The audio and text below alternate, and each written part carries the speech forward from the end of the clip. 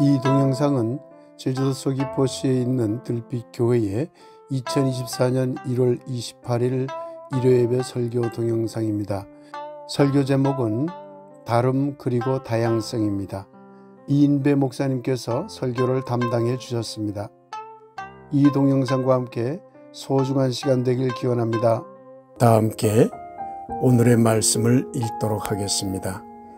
누가복음 1장 1절에서 4절까지입니다. 우리 중에 이루어진 사실에 대하여 처음부터 목격자와 말씀의 일꾼된 자들이 전하여 준 그대로 내력을 저술하려고 붓을 든 사람이 많은지라. 그 모든 일을 근원부터 자세히 미루어 살핀 나도 데오빌로 각하에게 차례대로 써보내는 것이 좋은 줄 알았노니 이는 각하가 알고 있는 바를 더 확실하게 하려 함이로라. 말씀을 아름답게 받겠습니다. 아멘. 이제 이인배 목사님께서 다름 그리고 다양성이라는 제목으로 말씀을 펼쳐주시겠습니다. 들빛교회 영상을 보면 눈에 들어오는 문구가 있습니다. 모든 존재들의 함께 살기를 위하여 라는 문구입니다. 이 문구가 저에게는 상당히 낯설지만 강렬한 인상으로 다가왔습니다. 각자의 존재들은 하나도 똑같은 것이 없습니다.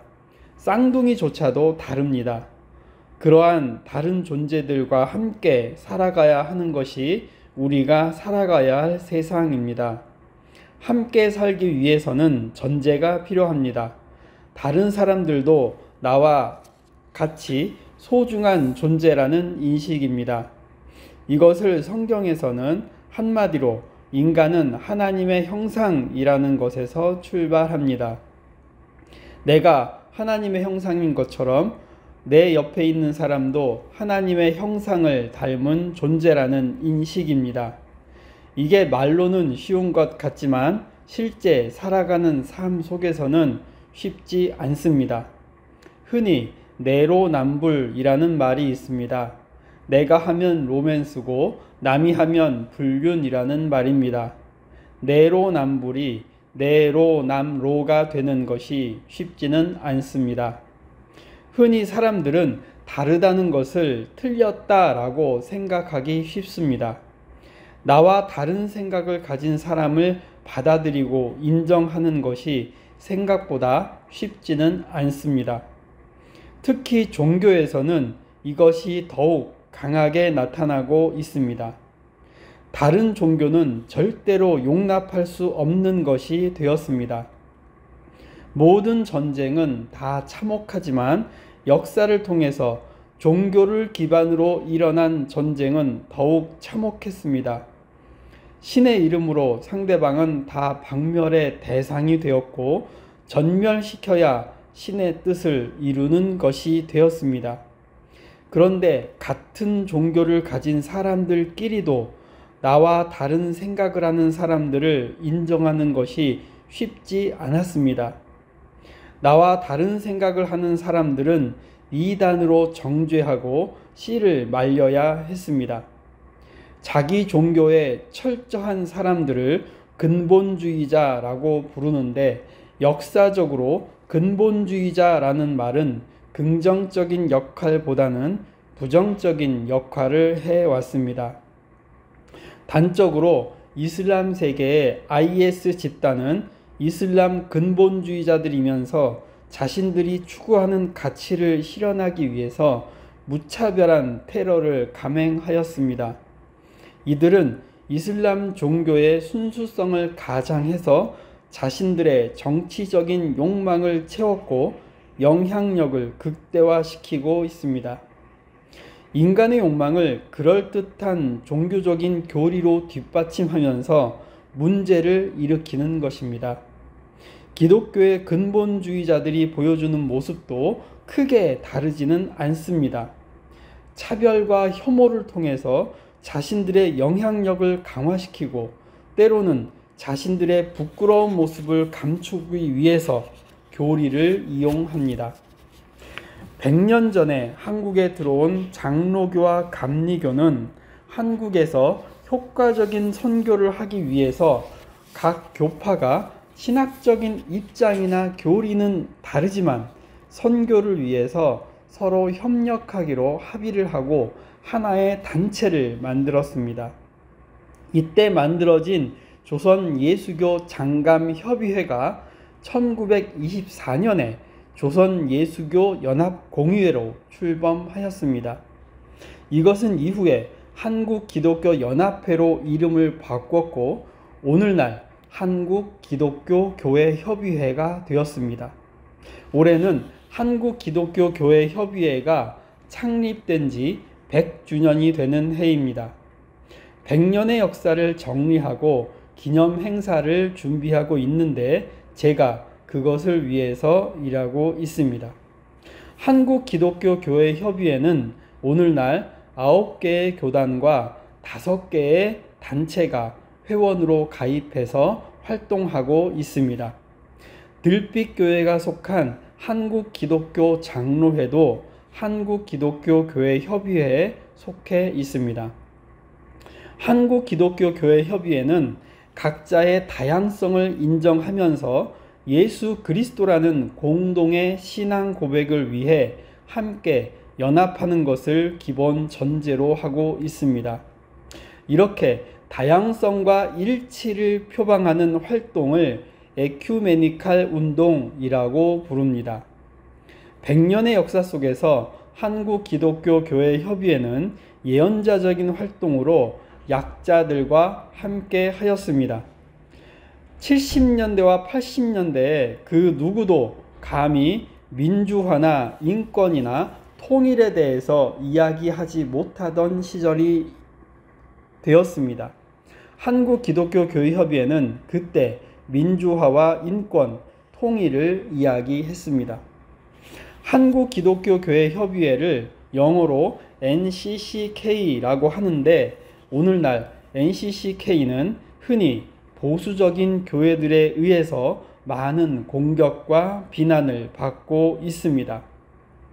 다른 종교를 인정한다는 종교다원주의를 표방한다, 공산주의를 선호하는 용공단체자 이렇게 비판하고 기독교에서는 죄악시한다는 성소수자 문제, 즉 동성애를 인정한다 이런 원색적인 공격을 하고 있습니다. 일단 어디에서나 무식하면 용감하고 목소리가 크면 장땡이라는 말이 있듯이 제대로 살펴보고 이성적이고 합리적으로 판단하기 전에 무조건 NCCK는 반기독교적이다 라는 프레임을 씌워서 공격하고 있습니다. 유튜브 영상의 대부분은 그런 주장들이 차고 넘칩니다. 오늘 설교 이후에 여러분들이 NCCK를 검색해 보면 사탄의 집단이다 라는 것도 발견할 수 있습니다. 보수적인 기독교는 자신들이 소위 복음을 올바르게 지키는 복음주의적인 기독교다 라고 하면서 세계교회협의회가 종교다원주의를 뛰어넘어서 종교혼합주의를 표방한다고 공격하고 세트로 한국기독교교회협의회도 공격하고 있습니다. 그런데 무식하면 용감하다고 그들이 정말로 세계교회협의회나 한국기독교교회협의회를 잘 알고 비판하는 것은 아닙니다. 우물안 개구리처럼 우리나라에서는 이게 통할지 모르지만 해외에 나가면 오히려 그들의 주장은 웃음거리밖에 되지 않습니다. 진정 해외의 복음주의권 교회들은 오히려 세계교회협의회와 대화하면서 협력하고 있습니다. 소련의 붕괴로 이미 용공 논쟁은 사라져 버렸습니다. 철기시대에 돌도끼를 들고 설치는 것처럼 멍청한 행동으로 인식될 것입니다. 세계교회협의회는 교리적으로 아주 철저한 보수적인 교회도 회원으로 가입되어 있고 아주 진보적인 신학을 주장하는 교회도 회원으로 가입되어 있습니다. 세계교회협의회와 마찬가지로 한국기독교교회협의회도 어떤 특정한 교리나 원칙을 주장하거나 결정하지는 않았습니다. 역사적인 경험으로 어느 하나를 고집하는 순간 갈등과 분열이 존재하는 걸 알고 있기 때문입니다. 만약에 진보적인 신앙만이 옳다고 주장한다면 상대적으로 보수적인 정교회나 아프리카의 교회들이 가만히 있지 않았을 것입니다. 그저 역사적으로 그리고 문화적으로 각자의 교파가 고백하는 교리의 다양성을 이해하고 존중합니다. 상대방의 다름을 인정하고 그 안에서 그리스도의 신앙으로 사회의 빛과 소금의 역할을 감당하는 것, 그것을 우선적으로 삼고 있습니다. 세계의 교회들은 사회에 빛과 소금의 역할을 감당하는 것이 자기들의 교리를 고집하는 것보다는 올바른 일이고 이것이 진정으로 예수가 원하는 것이다 라는 것을 알고 있기 때문입니다. 동성애 문제 역시 한국기독교교회협의회가 오늘의 사회적인 현상 속에서 연구하고 성소수자들의 인권에 대해서 언급은 하지만 이것은 각자의 신앙의 선택에 관한 문제이기 때문에 찬성한다, 반대한다 이런 결정을 공식적으로 내린 바는 없습니다. 그런데 우리나라에서 개신교는 자기와 다른 것을 절대로 인정할 수 없다 이런 소위 근본주의적인 신앙이 주류를 차지하고 있습니다.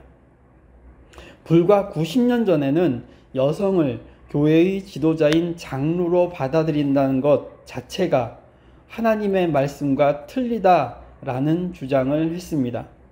성경이 쓰여지던 시대에 사회적, 문화적 한계를 인식하고 조금 더 진지하게 성경을 연구하자라고 주장하는 목사를 교단에서 쫓아내려고 결정한 것이 불과 70년 전의 일입니다.